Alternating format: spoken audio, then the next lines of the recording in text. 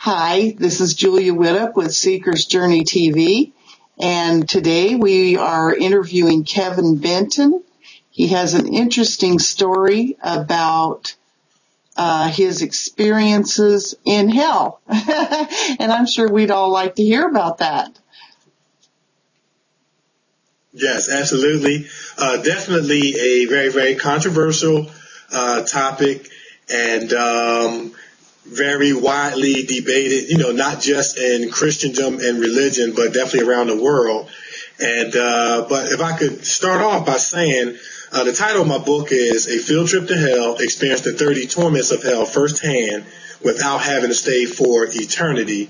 The book title is a little misleading such that it is what you think it is, but not totally what you think it is. I begin by telling my journey or story of life experiences that include suffering and pain, or what we sometimes refer to as having gone through hell in my life. I talk about my trials, my troubles and tribulations from my senior year in high school up and through college, through professional basketball, and then ultimately becoming more rooted and grounded and involved in spiritual matters in my church. So I tell my story, how everything basically that could go right went right in high school. The backdrop of my story surrounds basketball. I was fortunate and blessed to earn a full scholarship after having earned the Player of the Year and Sportsmanship Award in high school. I went to the University of Delaware, and by the time I got to Delaware, this was like a very, very downward spiraling time in my life. This is when the trials and troubles and tribulations began, and was some circumstances that I hadn't, faced in my life. And I kind of broke these experiences down into basketball trials, social trials, and academic trials. And if I could start with basketball, just trying to adjust to a new level of basketball, was kind of struggling with relationships, such that I was accepted by my teammates, but wasn't totally accepted due to my faith. And of course, my coach wasn't as receptive to my faith as well, and at times had even referred to my faith using cursing and profanity. Maybe while I was having a conversation with another teammate, they had this knack for asking me theological questions, and he had no problem chiming in and just kind of making his personal feelings made known, and they were very, very negative because he would use, cursing and profanity. And that was like the first time I had ever, heard anyone in disagreeing with what someone believed use cursing and profanity. So that was kind of new, for me. And it kind of trickled into the basketball portion of our relationship, because one of the things that was interesting, I didn't really get a chance to develop a relationship with him because the guy who recruited me, he left when I arrived on campus, and he was kind of like my voice. So I was on this island by myself, kind of dealing with things as I was going along, and it didn't, turn out as I would have liked to. My role for the team was basically sitting on the bench, and then it was when we got down or they needed someone to help spearhead a comeback, that was my assignment to go in, and then it was back to the bench. So there were some personal elements involved in connection to my faith, and that was really challenging because that was the reason why I was there. And that caused a lot of pain, and, caused a lot of pain. It was just a trying time. From a social standpoint, this was the first time in my life I'd ever experienced racism and prejudiceness. And, my mother and father raised me and my brother and my sister and I to just love people as people, and not for the color of their skin, but just see people as people and love people as people. And that's kind of how I was brought up. So to experience this was culturally shocking for me. Just to give you some background, in my living arrangements, there was me and another African-American gentleman who lived on the floor, and for some odd reason, the Caucasian students didn't want us there. They would bang on our doors, pour water on our doors, spit on our doors, and rip our basketball posters off our doors and things like that, prank calling us 5 a.m. and things of the sort, and it was really, really challenging. And So I knew I didn't have my coach to turn to because we didn't really have a relationship, and the challenges I was going through there in connection to, his personal negative feelings towards my faith. And then I'm in my living arrangements, struggling socially, in this environment where, I kind of wasn't accepted and wasn't, invited or wanted. And I really didn't feel like I had, anywhere to turn. This all culminated into academic struggles, adjusting to a new level of work and then trying to juggle basketball and social, which is real challenging. And it became so stressful that my body began to wear down. And over the course of months, I noticed I started losing weight. And I was 190 pounds, 2% body fat, and could jump touch near the top of the backboard just for fun. And I just gradually, felt my body just wearing down over time. And I was waking up in cold sweats. My heart was beating fast. I knew something was wrong. I was losing my appetite. And so I went to the field house doctor, athletic doctor, to get, examined. And while I was sitting in the waiting room, I had a panic attack. My heart started beating fast. I started feeling like I was about to black out. And my limbs went weak. And they took me in the back and said, hey, you had a panic attack. Go home. You needed to rest and relax. But that was where I didn't want to go because that's where some of my problems lie. And as I was on my way back home, I was walking over a bridge and a truck drove by really fast and shook the whole bridge. And I became afraid and had a more serious panic attack to the point where I collapsed. And they had to call the ambulance while I'm laying, on the sidewalk of this bridge. And they had to take me to the hospital in Delaware. And they ran some tests and they wanted to further evaluate me. So they took me to the University of Pennsylvania Hospital, being one of the best hospitals in the world. And while I was there, they wheelchaired me in. By this time, I'm in bad shape. I'm about 130, 135 pounds. My ribs are showing. I couldn't walk. They got me hooked up to all these machines and they check my vitals every half hour. They had diagnosed me as having a hypertrophic cardiomyopathy, which is an enlargement of the heart, which allows blood to flow in the wrong direction in your heart. You have heart palpitations and the walls of your heart gets weak. Now, mind you, on top of this condition, I had panic attacks with agoraphobia. So one is more psychological, the other one is more physical. And panic attacks with agoraphobia is just the fear of being alone because you want someone to be around you in the event that you collapse, or you want help to be near. So you want to always be around people. And that's kind of what I found myself desiring. And they gave me 1 day to live. So my mother is sitting by 1 day to live. Yes. And my mother's sitting by the edge of my bed. She's crying. My dad's leaning up against the radiator by the window. And he just walked over to me and he kissed me on the cheek and told me, not to give up. And my mom said, good, let go, let God. You've done all you can do. Only thing that we can have at this time is just faith.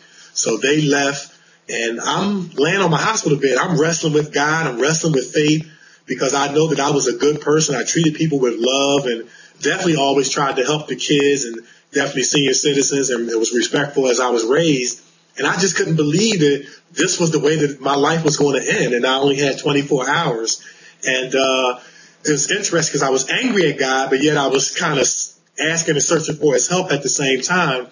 And they had this little TV by my bedside. And I would watch this TV and I would turn on the faith channels because I just wanted a word of encouragement.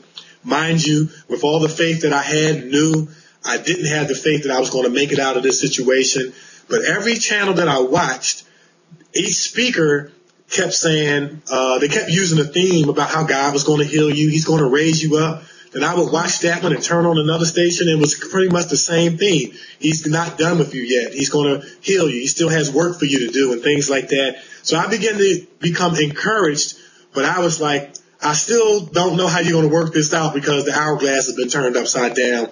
And on the second day, while I was laying in bed, a janitor, this lady, comes into my room. I didn't know her. I had never seen her before. She puts her mop down and she grabs me by the hand and she started praying. And, of course, when I share my story, I'm not at all trying to push religion on those that may not be religious, but I'm just, sharing what really happened. She grabbed me by the hand. She started praying. and she was asking God to heal me. And one of the things that I remember that she said was that the devil was trying to take my life because I had a calling on my life. Now, mind you, I was in school. I was 17 going on 18 years old. I didn't know anything about a calling. I didn't know anything about becoming an actor or a model or a best-selling author. I didn't know anything about being a Christian comedian. I was just there to play basketball. So, you know, that calling aspect was really out of view in my perspective. And she prayed and asked God to heal me. And as soon as she said amen, it felt like someone poured cold glass of water on my head that trickled all the way down to my feet. And when this chilling sensation passed by my chest, I literally felt my heart shrink. And she left out. I never saw her again. I don't even know if she's still alive to this very day. She was an angel. I believe so. And I talk about that in my book, because the word tells us be careful how we entertain strangers, because we may entertain angels unaware. I definitely believe that this lady was an angel sent to show love and compassion and to pray for me. And the doctors came in. They took my vitals, took my blood pressure, and they said, we don't understand what just happened. This defies our research and logic. And they decided to keep me one more day just so that they could keep an eye on me. They ran every test again, EKG and blood tests, and they said that, my heart had miraculously, shrunk back to its original size. So, for at least original size for an athlete. And so I got wheelchaired in and, walked out gingerly under the power of God in 3 days. And what's so ironic about this story is that I still have the medicine with 2 pills left in it, hanging in my closet to this very, very day as a memorial of that testimony. I know we live in this age where people want facts, they want physical evidence. Well, I'm first and foremost the physical evidence that because I'm still alive. But if anyone needs further physical evidence, I do have the medicine with the date and prescription on it that they, would be able to look on to see that my story is confirmed. So that was very, very miraculous. And what I wanted to do in my book was, in using my story and my journey, was I wanted to encourage people who may be going through circumstantial and situational, quote unquote, symbolic hells in their life. It may not be sickness, but it might be financial problems or having wayward children or someone that may have just lost their job or, the loss of a loved one or whatever circumstance, situation they might be going through. I wanted people to say, hey, look, if what he believes in or his God can do it for him, maybe he can do it for me too. And the autobiographical portion of the book is definitely encouraging and inspirational, to say the least. And I share more testimonies along with this one. And then afterwards, I make a transition to giving doctrine and theology about the afterlife place called hell. And people often ask me, when you write a book with a topic like that, have you ever had what they call an outer body / visitation to hell experience? And the answer to that question is yes. And that was kind of what spurred the transition from dealing with the earthly hells that we go through to transition into the afterlife place that the Bible refers to as hell. And that story takes place a year after my near-death experience. It was after one of our biggest games of the year. My coach humiliated me, on the way down to the game. Like I said, my teammates had this knack for asking me theological questions, and they were asking me about heaven and asking me about hell and things like that, and I would give them the answer. And it was interesting because there was so much tension on the bus, even though it was quiet. We get to the game, we got down. So my role was, when we got down, my coach would put me in the game to help spearhead a comeback. I walk on the floor when he subbed me in, and he runs to the score table, says, no, I changed my mind. You come back out. And I was really humiliated and embarrassed in front of my friends and family. This was one of the biggest games of our season. So after the game, my dad and I, we went back to the dorm, and he was just giving me words of encouragement. And I just told my dad I was tired. It was such a fight the year before, everything I had to go through, even my near-death experience. And, I survived. I barely survived that, made it back to school the following summer. And, it was kind of like my coach just left off where he left off the year before. And I'm just tired. He went home, after he went home, I just decided I quit. I give up. I'm going to pack all my stuff, and I'm just going to call my dad and tell him bring the truck, and I'm just going to take a year off because I was so weary and drained by just the spiritual, mental, emotional fight of what I had to endure. I'm sitting on my bed, and I lay down at night, and I noticed I was kind of struggling with breathing as I was laying down. The next thing I know, I feel myself getting pulled from my body, and I'm looking at myself laying in bed. I'm not moving. I'm not breathing. And I was a little bit raised. In other words, kind of looking down, like I was kind of raised a little bit. And what was so interesting was everywhere where I had left sneakers and sweatpants, they were still in that same exact place. All of a sudden, I get pulled back towards my body. Everything goes pitch black, and I'm going down this kind of tube, and it's very, very dark. But the interesting thing is I'm still laying in bed I'm still in bed while I'm laying going down this tube, and I come to a stop. And of course, this is from a spiritual, non-tangible perspective. Right. I hit a hard surface. And when my bed came to a stop, I felt like I was in the presence of overwhelming loneliness, overwhelming fear, trepidation. It was the ultimate sense of just feeling as close to death as you could feel, but still be aware and still be cognizant of your surroundings. My hair was standing up on my back. I started shaking and I started crying like a baby. Now here I was, this fearless basketball player who had played against Kobe Bryant and some of the NBA greats around the world. And I was crying like a baby, hiding under the covers from this seemingly inescapable atmosphere of just loneliness, fear, trepidation, this death, in every sense of the word.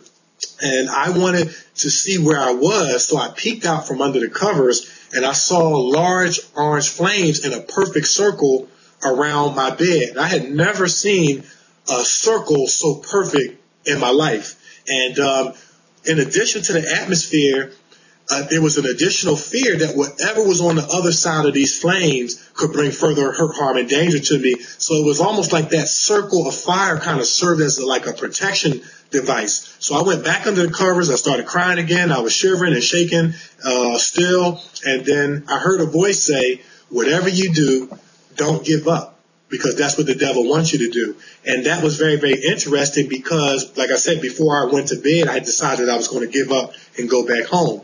And the voice sounded like rushing water. It sounded like thousands of people talking on cue without missing a beat. And I responded to the voice, I'm not going to give up. I'm not going to give up. I'm just resting. That's all. And then the voice, and of course, I'm back under the covers. And the voice said, oh, yeah, and one more thing. And I got really anxious to hear what this one more thing was. I knew it was going to be big. And I came back to my body. But the interesting thing was when I came back to my body and I woke up, my first breath that I took was a deep, gasping, inhaling breath.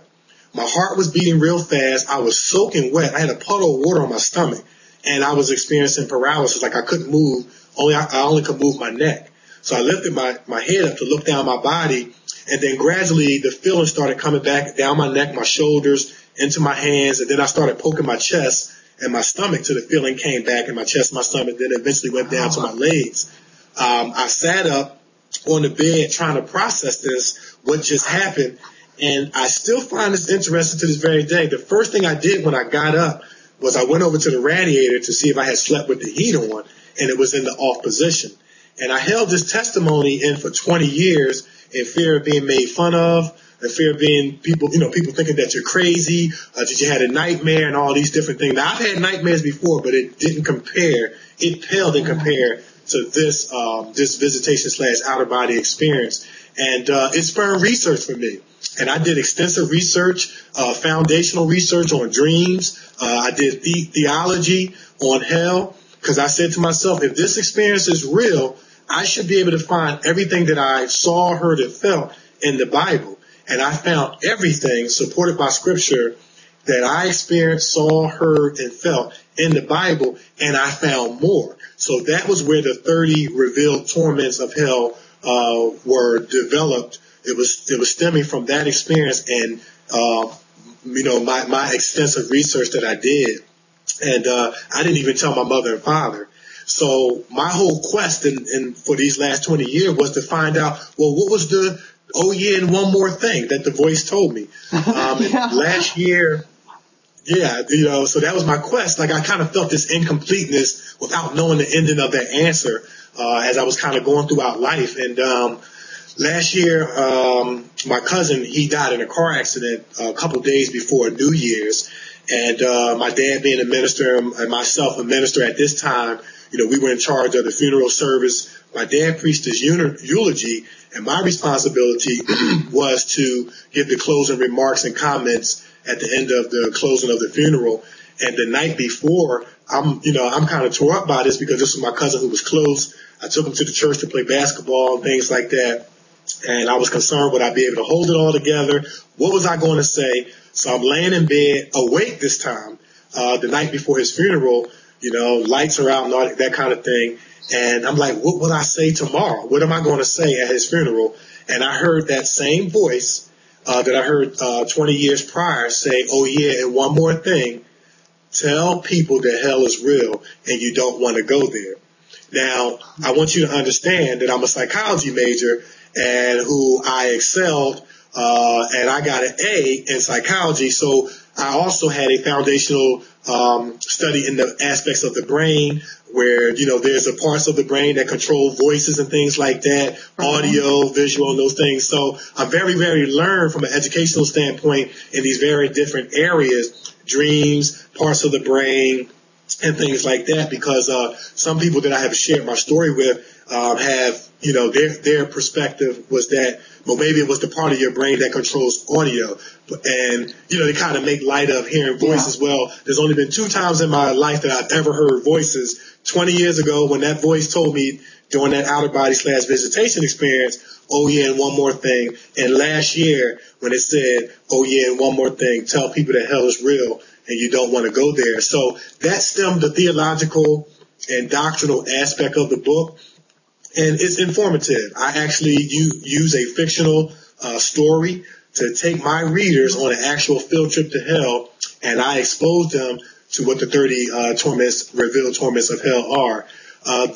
People may be concerned about the book being condemning and judgmental. It's far from being condemning and judgmental. When you go on a tour, all a tour guide does is say, hey, if you look to the left, this is what you see. If you look to the right, this is what you see. After the tour is over, you get to close the book and go back to your regular everyday life, and you get to wrestle with what you believe to be true about the afterlife situation if you choose not to believe, with the biblical account that I support and supply.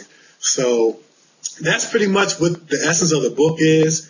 It's definitely encouraging, inspirational, and the part about hell is just very, very informative. And even if people they have another religious background, I think at a minimum they'll definitely find it very, very interesting because some of the torments we experience here on earth. Like, for example, yeah, I'm sure. Yeah, we experience some, like, I just give you one example. When the doctors gave me 1 day to live, that was psychological torment. You know what I mean? Just kind of waiting for the machines to stop and cut off. So, that was definitely one of the torments that, takes place according to the field trip. So. Okay. Well, Kevin, before we wrap this up, could you tell us where they could get the book? Okay. They can definitely go to Amazon.com. You can definitely go to BarnesandNoble.com. And if you want to find out more information about me and my book and my ministry and some of the other things that I do, like Christian comedy, I also do modeling and acting and other things. You can go to www.kevinbentonministries.com, and that's ministries with the RIS at the end. So, yes. Okay. All right. Well, thanks for being with us. And this was an inspiring hero's journey, and you definitely got your message to take to the people. Yes. Yeah. So thank you for doing that. This is inspiring. Yeah, thank you for having me. And, we as authors, of course, we're always looking to get our books out there, get our word, get our message out there to encourage, inspire, and inform others. So I just want to express my appreciation to you for giving me the opportunity. And if I can support you in any kind of way in the future, please don't hesitate to let me know. Okay, thanks.